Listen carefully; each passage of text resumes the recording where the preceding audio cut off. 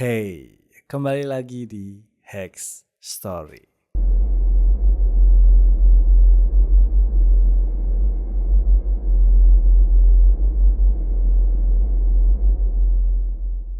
Ya, sebelum aku membawakan cerita untuk malam ini, mungkin ada sedikit perubahan yang harus aku sampaikan dulu. Jadi, konten atau segmen ini kedepannya akan berubah menjadi sebuah podcast monolog. Ya, sebenarnya nggak terlalu jauh berbeda perubahannya. Hanya nama segmennya aja berubah. Ya, walaupun sebenarnya secara detail penceritaan ceritanya atau cara menceritakannya akan sedikit berubah karena podcast itu kan sebuah hiburan audio ya. Jadi aku harus menceritakan ceritanya dengan cara sedemikian rupa, walaupun dinikmati hanya audionya aja, tetap bisa memunculkan experience dari ceritanya gitu. Jadi secara detail memang akan ada perubahan, tapi sebenarnya kategorinya masih sama, bercerita atau storytelling gitu. Nah, untuk segmen ini sendiri aku kasih nama podcast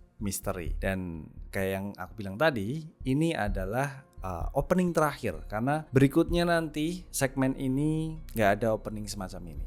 Jadi akan langsung masuk ke ceritanya aja. Dan by the way, buat kalian semua ya yang nggak tahu, aku akan sedikit jelaskan juga tentang konsep dari konten ini. Konsep dari konten ini itu adalah konsep storytelling, bercerita. Dan cerita yang diangkat di Hex Story selama ini, yang sebelumnya dan yang akan ada ke depannya di podcast misteri, itu adalah cerita-cerita tulisan Hex sendiri, atau ya ditulis sama aku sendiri gitu. Itu semua adalah karyaku, original, aku tulis sendiri. Jadi ini emang dikhususkan untuk kalian ya yang menikmati atau bisa menikmati gitu hasil karya tulisku. Jadi aku akan perjelas sekali lagi. Untuk konten ini atau segmen ini, podcast misteri, dari sekarang dan ke depannya kalian bisa menikmati hanya dengan audionya aja menggunakan headset, headphone dan sebagainya, atau kalian juga bisa menikmati dengan melihat visualnya. Karena visualnya juga akan ditampilkan ilustrasi-ilustrasi yang bisa mendukung lebih lagi menciptakan suasana dari ceritanya gitu. So, daripada kelamaan, kita langsung aja mulai ceritanya.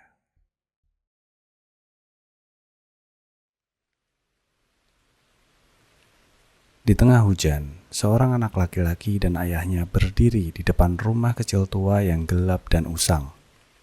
Rumah itu terlihat seperti sudah tidak terurus dalam waktu yang cukup lama. Tumbuhan liar serta ilalang menjalar dan menjuntai di dinding dan pagar rumah. Pohon besar menjulang tinggi di pekarangan menutupi hampir sebagian rumah, melengkapi singupnya rumah tua tersebut. "Pa, kita di mana?" "Kita sudah sampai di rumah kakek nenekmu dulu, Nak." Anak itu melihat ke sekeliling, dan hanya ada semak belukar serta pepohonan di pinggiran jalan yang sangat gelap. Dia tidak melihat ada rumah lain di sekitaran rumah kakek neneknya itu. "Kenapa kita ke sini, Pak?" "Iya, mulai sekarang kita akan tinggal di sini." "Lalu, Mama bagaimana?" "Sudah, ayo kita masuk."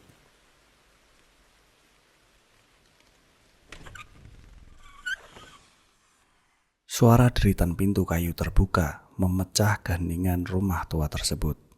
Sepasang ayah dan anak itu masuk ke dalam rumah. Sang ayah berjalan sambil meraba menuju ke arah dapur, meninggalkan anaknya sendirian di depan pintu rumah yang masih terbuka lebar.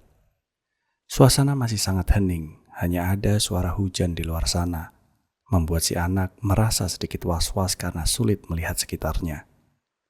Namun, kilatan cahaya petir tiba-tiba memecah kegelapan itu, disusul dengan suara menggelegar yang cukup mengagetkan bagi si anak. Siapa itu? Anak itu merasa bahwa saat kilatan cahaya petir masuk ke dalam rumah tadi, ada seseorang berdiri di tengah ruangan. "Pa? Papa?" Tak ada jawaban. Suasana kembali hening. Hanya ada suara hujan yang semakin deras. "Pa," kilatan petir kembali memecah kegelapan dan kali ini siluet seseorang berdiri sudah di sebelah anak kecil itu. Bersamaan dengan suara guntur yang menyusul terdengar suara bisikan tepat di telinga kiri anak itu. "Mati." Seketika anak itu berteriak dan berlari ke arah kegelapan rumah dan memanggil ayahnya. "Papa." Ayahnya pun berlari menghampiri anaknya. "Ada apa?" Anak itu tidak mengatakan apapun. Dia hanya memeluk kaki ayahnya dan menangis ketakutan. "Sudah, tidak apa-apa. Itu hanya petir." Sang ayah memeluk anaknya dan menepuk punggungnya. "Papa sudah bawakan lilin untuk pencahayaan sementara malam ini. Kamu tidak perlu takut lagi." "Dingin, Pa." "Iya, ayo kita ke kamar. Papa akan bereskan tempat tidur untuk kita tidur malam ini."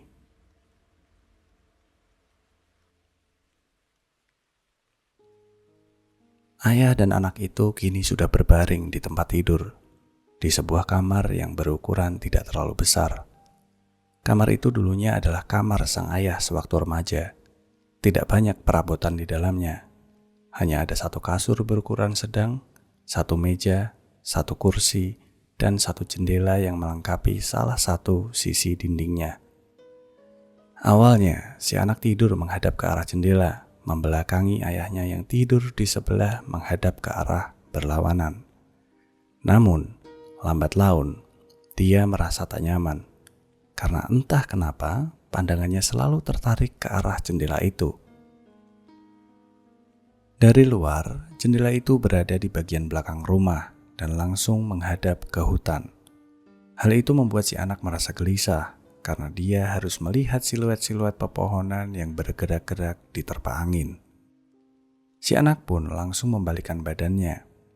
Sekarang, si anak menghadap ke punggung ayahnya. "Pa?" "Iya." "Apa hantu itu ada?" Sang ayah terdiam sebentar, dan kemudian menjawab, "Kenapa kamu menanyakan hal itu? Apa kamu takut?" "Kamu tidak perlu takut. Ada Papa di sini. Hantu itu tidak ada dan tidak mungkin ada. Jikapun hantu itu memang ada, Papa yang akan mengusirnya untukmu." Si anak tidak menjawab ucapan ayahnya. Kondisi berubah menjadi hening. Hanya ada suara hujan dari luar sana. Api lilin yang menerangi ruangan tersebut tiba-tiba saja meredup dan seketika padam. Sang ayah merasakan dekapan erat dari arah belakangnya dan seseorang berbisik persis di dekat telinganya.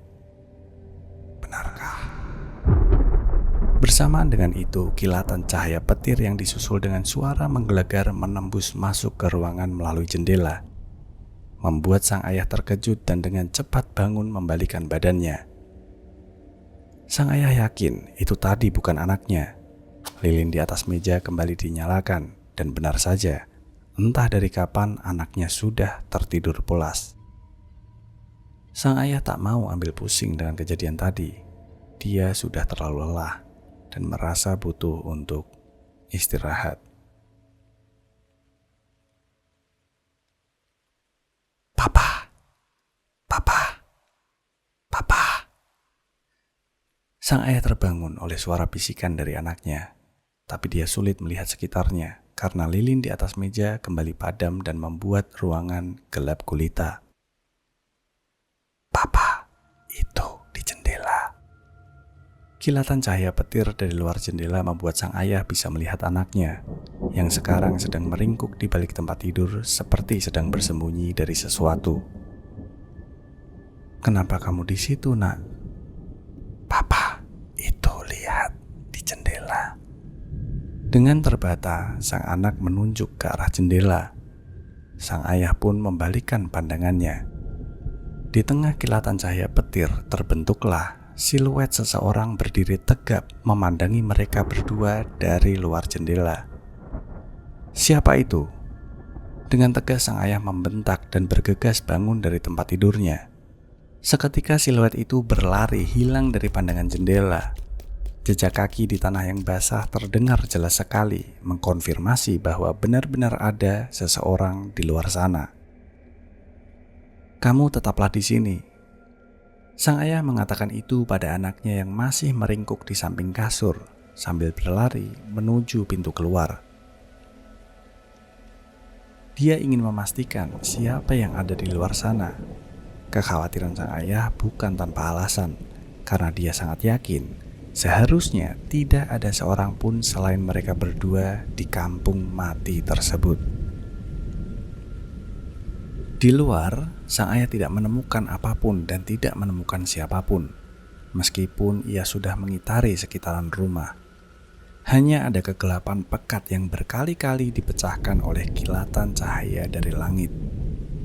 Ia pun memutuskan untuk kembali ke rumah dan menghampiri anaknya. Namun, ketika sampai di ruang tempat tidur, ia tidak menemukan siapapun. Dengan panik dan tergesa, sang ayah menyalakan kembali lilin di atas meja. Ia pun mengitari seluruh rumah sambil terus meneriakkan nama anaknya. Tak ada jawaban. Seketika perasaan takut, khawatir, menyesal, sedih, bingung, marah yang luar biasa bercampur aduk di benaknya menjadi satu kesatuan kepanikan ekstrim. Dia berteriak sangat keras di tengah suara hujan yang semakin deras. Tubuhnya gemetar, namun dia tetap beranjak untuk berlari menuju pintu keluar. Namun, seketika langkahnya terhenti. Matanya terbelalak terpaku pada sesuatu di ambang pintu keluar. "Maafkan aku, maafkan aku, maafkan aku." Bisikan itu lirih dan samar, namun entah bagaimana memancarkan aura pekat dan memberikan tekanan luar biasa yang mampu membuat tubuh sang ayah tak dapat bergerak dari tempatnya. "Maafkan aku, maafkan aku, maafkan aku." Suara samar perlahan menjadi semakin jelas. Siluet itu bergerak seperti merangkak menghasilkan suara gemeretak yang memilukan. Kilatan cahaya dari luar sekilas memperlihatkan sosok dari siluet tersebut, membuat sang ayah seakan tercekik, hampir tak mampu bernafas. "Maafkan aku, maafkan aku, maafkan aku, maafkan aku, maafkan aku, maafkan aku, maafkan aku." Semakin dekat, semakin dekat, semakin dekat. Dan kini sosok itu terlihat jelas diterangi cahaya lilin yang sedari tadi menyala di tangan sang ayah. Bau busuk seketika menyerebak ke seluruh penjuru ruangan. Suara hujan deras di luar tiba-tiba terdengar seakan teredam. Sang ayah terpaku, mematung dengan ekspresi ketakutan luar biasa. "Maafkan aku, suamiku." Sosok itu adalah wanita yang dulu dicintainya. Meskipun wajahnya hampir seluruhnya hancur dan tertutup oleh darah, namun dia tetap mengenalinya.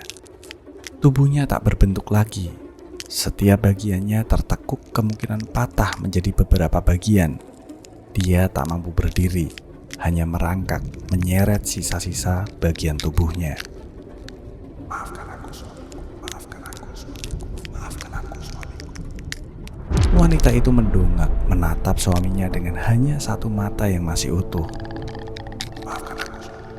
Maafkan aku, suamiku. Maafkan aku, suamiku." Suara yang tadinya lirih penuh kesedihan perlahan berubah intonasi menjadi penuh kemarahan.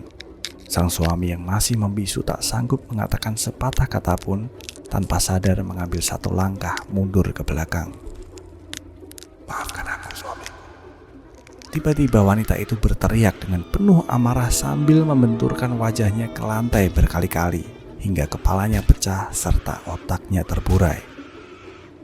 Sang suami berteriak sekuat tenaga melihat kengerian itu. Sekejap suara hujan deras kembali terdengar dan tubuh sang ayah ambruk kehilangan kesadaran.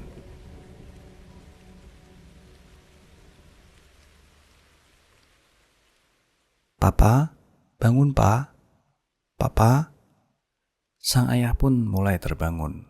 Samar-samar suara hujan gerimis masih terdengar dari luar. Namun, cahaya matahari yang menembus awan mendung sudah menerangi ruangan itu. Sejenak sang ayah sadar bahwa dirinya terbangun di atas tempat tidur. Sepertinya tadi hanyalah mimpi. Itulah yang ada di benaknya. "Papa, bangun." "Iya nak, kamu sudah bangun dari tadi." "Itu Pak, di luar ada yang mengetuk pintu." "Siapa?" Si anak pun menggelengkan kepalanya. Dengan hati-hati sang ayah bangun dari tempat tidur dan meletakkan jari telunjuk ke bibirnya, memberi isyarat pada anaknya untuk tidak membuat suara. Dengan langkah perlahan, sang ayah menuju pintu keluar. Dia berusaha tidak membuat suara apapun sebelum tahu siapa yang ada di luar sana. Sesampainya di ambang pintu, sang ayah tidak langsung membuka pintunya. Dengan hati-hati dia mengintip dari jendela yang ada di samping pintu. Betapa kagetnya ketika dia menemukan ada 2 orang polisi sedang berdiri di depan pintu menunggu pintu dibuka. Dengan cepat, dia menarik lagi kepalanya dari sisi jendela. Namun, salah satu polisi itu menyadarinya. Ketukan pintu itu semakin keras. "Buka pintunya." Sang ayah panik dan langsung berlari ke arah kamar tidur untuk menemui anaknya. Polisi yang mendengar langkah lari di dalam rumah langsung menendang pintu rumah yang sudah reot itu hingga roboh. Dengan sigap, kedua polisi yang sudah siap dengan senjata itu langsung menerobos masuk ke dalam. Tidak jauh dari pintu keluar, polisi melihat sang ayah berdiri terpaku di ambang pintu kamar membelakangi mereka. Dengan cepat, kedua polisi menodongkan senjatanya. "Jangan bergerak." Sang ayah tidak bergeming, dia hanya terpaku berdiri di sana. "Angkat tangan." Sang ayah tetap tidak menghiraukan perintah polisi tersebut. "Angkat tanganmu." Salah satu polisi kembali memberikan perintah, namun sang ayah tetap tidak bergeming meskipun terlihat gemetar. Salah satu polisi tetap menahan arah senjatanya dan satu yang lain mencoba mendekat dengan perlahan. Begitu polisi itu sudah berada dekat dengan sang ayah, ia langsung menerjang tubuhnya dan menjatuhkannya. "Anda ditangkap atas tuduhan pembunuhan istri Anda sendiri. Anda berhak untuk tetap diam sampai kuasa hukum Anda mendampingi." Dengan sigap, polisi itu mengambil borgol di sisi celananya dan langsung memakaikannya di tangan sang ayah. "Di mana anakku?" Mendengar pertanyaan itu, kedua polisi tersebut hanya terdiam. "Di mana anakku?" Kali ini sang ayah mulai bertanya dengan nada yang lebih tinggi, namun kedua polisi tetap tidak menjawab. "Di mana anakku? Kembalikan anakku." Sang ayah mulai berteriak-teriak. Air matanya mulai membanjiri wajahnya. Tanpa jawaban, kedua polisi itu memaksa sang ayah untuk segera pergi dari tempat itu.